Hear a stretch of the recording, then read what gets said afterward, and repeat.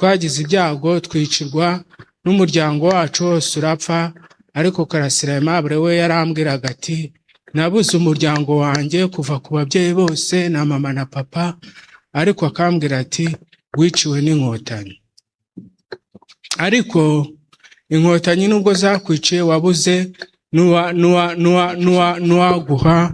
nuwaguha ubuvugiro bwo kubivuga. Nge rero ndabivuga, nibashaka nanjye bazanyica. Uvuga ngo inkotanyi zatwiciye abantu batatu, papa, mama na mushiki wanjye. Ubwo na wa mwana wishwe na Katyusha babaye bane.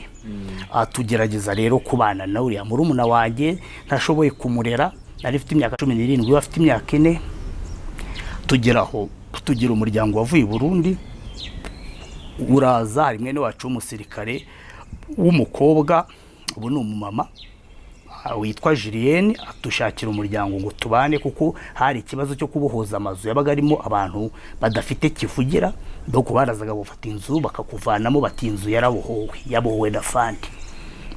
Turabana, ashobora kwiga bisanzwe, ntago nigeze ndihirwa na farije.